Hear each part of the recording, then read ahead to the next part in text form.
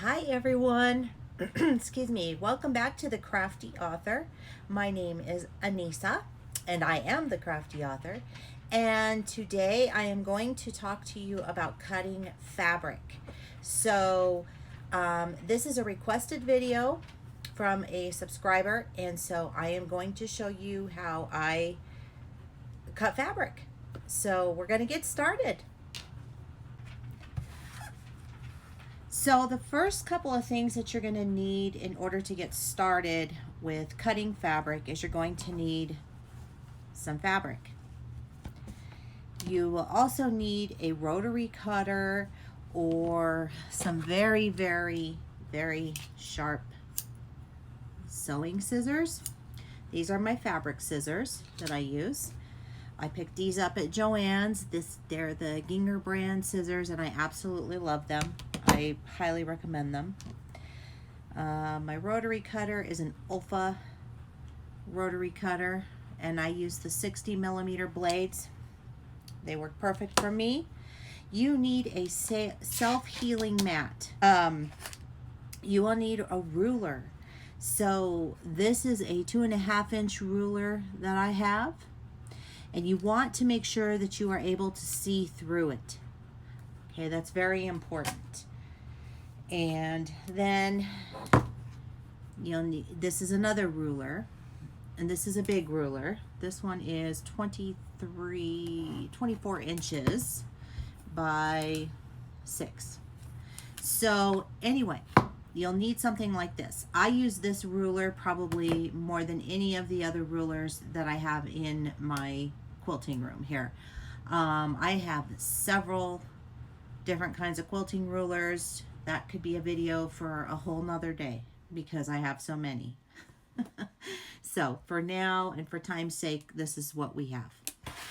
I have squares, I have triangles of all different sizes, and so, but we're going to stick with the basics, okay? The other thing that you can use is a cutting machine. If you have an AccuQuilt, you can use that to cut fabric. If you have a Cricut Maker, you can use that to cut fabric.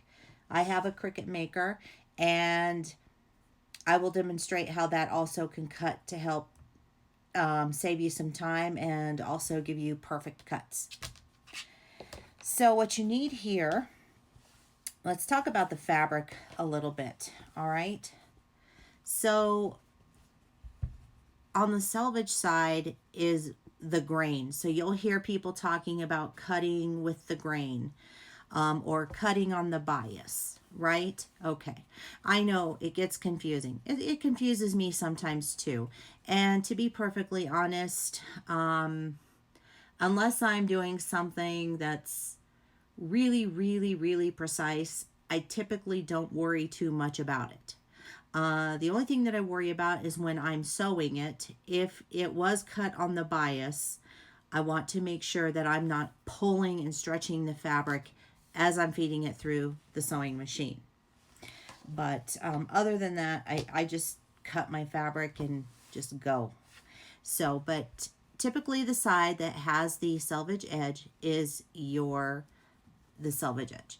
Or I'm sorry, is the grain. And it is more of it's a more stable piece of fabric. So you're not getting any stretch in it. This piece I tried to, well, I can stretch it. This piece I tried to stretch out a lot. I really couldn't. The grain, this must have been cut with the grain. So this one is probably not a very good example, but this one, I'm going to show you up close. If you see this, you can see that I can stretch this. This is the bias, okay? If I go to pull it this way, there's no give. That's the grain. So when you're cutting fabric, you can either cut it with the grain, you can press it and cut it that way, or you can cut it on the bias. When I cut my fabric, like I said, I really don't pay too much attention to that. But I can tell when I have cut on the grain or if I have cut on the bias, because I will get a little bit of that stretch and I have to be careful. I noticed that I can notice where it was cut on the bias a lot with charm packs and jelly rolls. Just an FYI for that. Okay, so I'm going to show you how we cut some fabric because that was actually what was requested. And so for this one, I'm just going to, yeah, I'm not going to fold it in half. I'll just cut it like this. Okay, and I'm going to have to stand up. So let's see how big this piece is. Okay, good.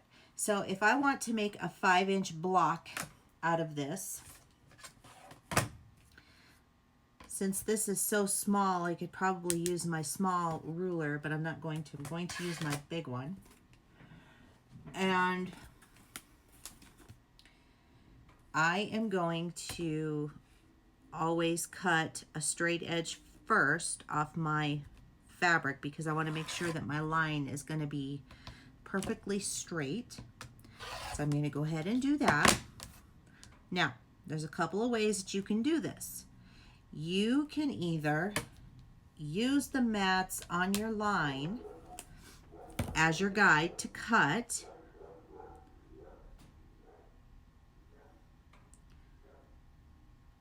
Make sure I've lined it up. You could either do it this way. You could go 1, 2, 3, 4, 5, and then cut here. Or you can use your ruler.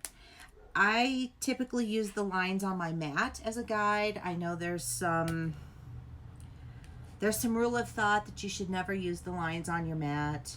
You should always use it off your ruler. I have done it both ways. Both ways work. I don't have an issue. The other way you could do it is you could line up your ruler here and count over 5. 1, 2, 3, 4, 5. And you could lay this part down right at the edge of your fabric. And you could go ahead and give it a cut. And there you go. Or you can go 1, 2, 3, 4, 5. And you could use the lines on your mat, and you can cut it that way. Okay, so that's one way to cut a 5-inch square. Now I'm going to go ahead and square this up because we know it's 5 inches this way because we just cut it, but over here we didn't. So 1, 2, 3, 4, 5 is where I'm going to cut this right here. Now I have a perfectly squared 5-inch block. Or I can do it the way we did it before, so we know that this one is 5. I'm just going to line it up because we want to make sure it's, we want to make sure it's straight. This is curling on me. And again, I'm just going to use my lines on my ruler instead, and I'm going to come over 1, 2, 3, 4, 5, and I'm going to place it right down on this edge. And I'm doing it this way because I am right-handed. And then I'm just going to cut this excess off. And we have another perfectly squared 5-inch square. Now let's see. Let's compare. Look at that. There's no difference. Perfect. So either method works for that. Now, when I am cutting 2.5-inch strips, I personally, because when I'm cutting 2.5-inch strips, it's usually for binding. So I like to cut the fabric. I like to fold my fabric. I fold it this way because I'm going to get more. I'm going to get a longer strip of it. And this has already been cut pretty well. So I'm not going to worry too much about it. Again, you can use the lines on your mat, or you can use the lines on your Oh, I'm gonna try to say ruler. So I'm gonna go 1, 2.5. I'm gonna count that out on my mat, and I'm gonna just line up with these markings here for the measurements. And as you can see, I have a 2.5-inch strip. Okay. And then if I want to, let's see, what size is that? That's going to be too small. So we'll take another piece. Again, I'm going to fold this. Now, if you are more comfortable cutting this as a long piece, then by all means cut it as a long piece.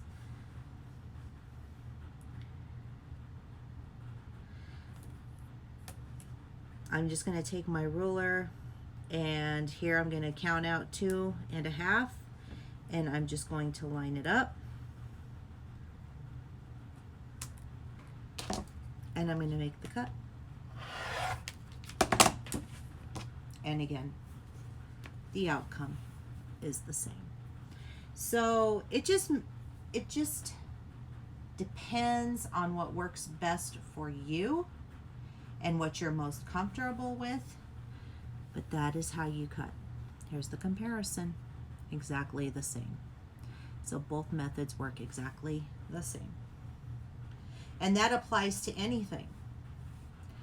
Like I said, unless you're doing something very, very special or intricate, then you would need to probably pay attention. Or if you're sewing a garment, that's very common in garment sewing. You really want to pay attention to that. All right. So now I'm at my Cricut Maker, which can cut fabric. So it has a special blade that will do this for me, and I'm going to show you how it cuts out a set of 2.5-inch squares. So this is just another way of cutting fabric if you've got something like this.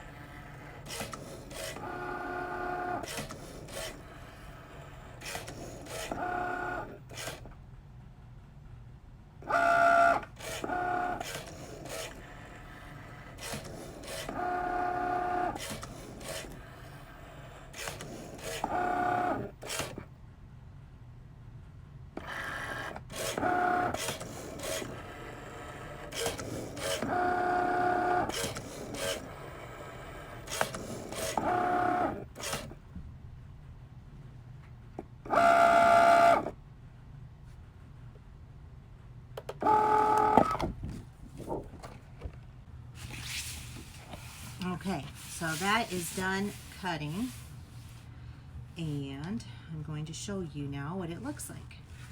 So you just peel off what you can, and oh, I'm sorry, you have perfectly squared 2.5-inch squares.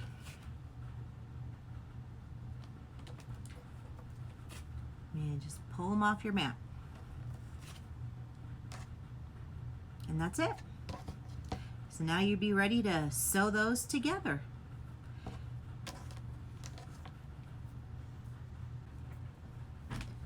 So those are the many different ways that you can cut fabric. So I hope you enjoyed this tutorial. I hope it made sense to you all. I know it can be confusing sometimes, especially when you hear a lot of lingo and terminology thrown around and you're like, I don't know. Anyway, so if you would like to follow me on social media, the links are down in the description box below. Be sure to like, and don't forget to subscribe and click that little bell so that you'll get notified each time that I post a new video. And keep on crafting. And I will see you guys on Sewing Talk Tuesday, next Tuesday. You have a wonderful weekend. I will see you soon. Bye-bye.